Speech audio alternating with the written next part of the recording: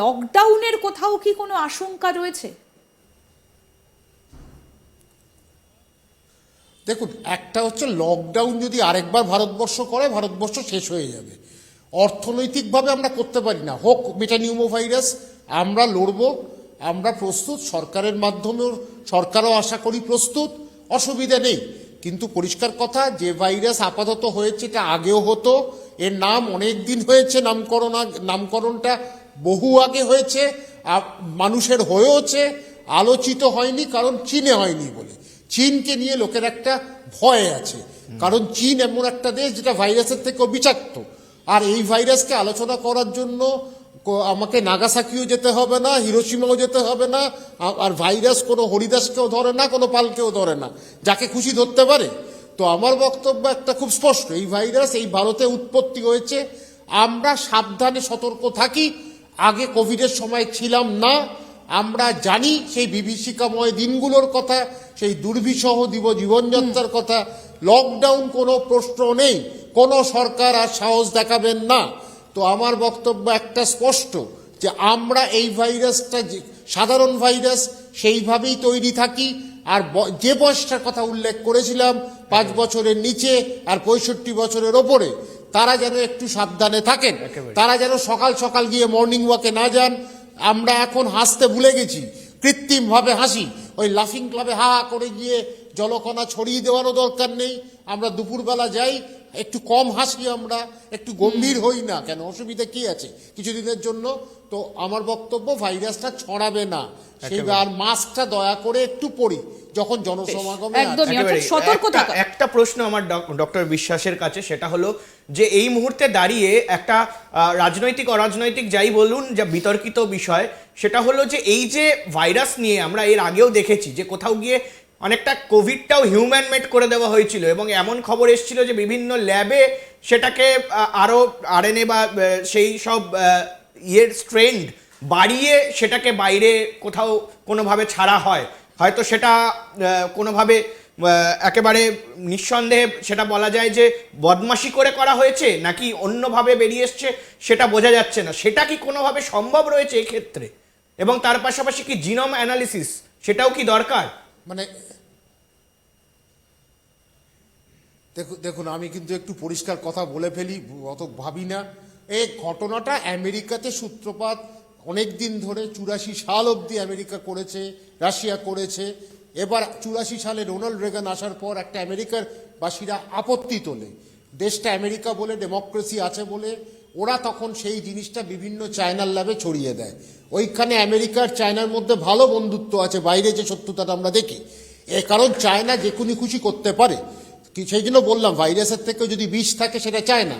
এইবার গবেষকরা কেমিক্যাল ওয়ারফেয়ারের জন্য বা বায়োলজিক্যাল ওয়ারফেয়ার এটা করার জন্য একটা ভাইরাসকে চূড়ান্তভাবে বিষাক্ত করতে পারে, সম্ভব। এটা বিজ্ঞান বলে, এটাকে গেইন অফ ফাংশন বলে। তো এই গেইন অফ ফাংশনের জন্য চায়না বিখ্যাত হয়ে গেছে, কারণ চায়নাতে যা খুশি করা যায়, মানুষকে মেরে দেওয়া যায়, মানুষকে তুলে দেওয়া যায়, চাঁদে দেখা যায়, যা করা যায়। চায়নার মতো অসভ্য দেশ কম আছে। তো চায়না সেটা করছে, কোভিডে যেটা ঘটেছে ল্যাব থেকে বার করে দিয়েছে, এটা তো অস্বীকার করার নেই। একটা ব্যবসা তো হয়েছে, আমেরিকারও ফায়দা হয়েছে, ইউকের ফায়দা হয়েছে, ভারতবর্ষের ফায়দা হয়েছে, ভ্যাকসিনের ফায়দা হয়নি, কম মানুষের ওপর লুণ্ঠন হয়নি, মানুষ কিভাবে গরিব হয়েছে, পভার্টি লাইনের নিচে গেছে আমরা দেখিনি। সেই জায়গায় যদি করতে চায় করবে, করার তো কিছু না। ভারত ঠিক, আমাদের সঙ্গে সরকারকে অনেক সতর্ক হতে হবে। লকডাউনের কোথাও কি কোনো আশঙ্কা রয়েছে? দেখুন, একটা হচ্ছে লকডাউন যদি আরেকবার ভারতবর্ষ করে, ভারতবর্ষ শেষ হয়ে যাবে। অর্থনৈতিকভাবে আমরা করতে পারি না, হোক মেটানিউমো ভাইরাস, আমরা লড়ব, আমরা প্রস্তুত, সরকারের মাধ্যমেও সরকারও আশা করি প্রস্তুত, অসুবিধা নেই। কিন্তু পরিষ্কার কথা, যে ভাইরাস আপাতত হয়েছে এটা আগেও হতো, এর নাম অনেক দিন হয়েছে, নামকরণটা বহু আগে হয়েছে, মানুষের হয়েওছে, আলোচিত হয়নি কারণ চীনে হয়নি বলে। চীনকে নিয়ে লোকের একটা ভয় আছে, কারণ চীন এমন একটা দেশ যেটা ভাইরাসের থেকেও বিষাক্ত। আর এই ভাইরাসকে আলোচনা করার জন্য আমাকে নাগাসাকিও যেতে হবে না, হিরোশিমাও যেতে হবে না। আর ভাইরাস কোনো হরিদাসকেও ধরে না, কোনো পালকেও ধরে না, যাকে খুশি ধরতে পারে। তো আমার বক্তব্য একটা খুব স্পষ্ট, এই ভাইরাস এই ভারতে উৎপত্তি হয়েছে, আমরা সাবধানে সতর্ক থাকি। আগে কোভিডের সময় ছিলাম না। আমরা জানি সেই বিভীষিকাময় দিনগুলোর কথা, সেই দুর্বিষহ জীবনযাত্রার কথা। লকডাউন কোনো প্রশ্ন নেই, কোনো সরকার আর সাহস দেখাবেন না। তো আমার বক্তব্য একটা স্পষ্ট, যে আমরা এই ভাইরাসটা সাধারণ ভাইরাস সেইভাবেই তৈরি থাকি। আর যে বয়সটার কথা উল্লেখ করেছিলাম 5 বছরের নিচে আর 65 বছরের ওপরে, তারা যেন একটু সাবধানে থাকেন, তারা যেন সকাল সকাল গিয়ে মর্নিং ওয়াকে না যান। আমরা এখন হাসতে ভুলে গেছি, কৃত্রিমভাবে হাসি।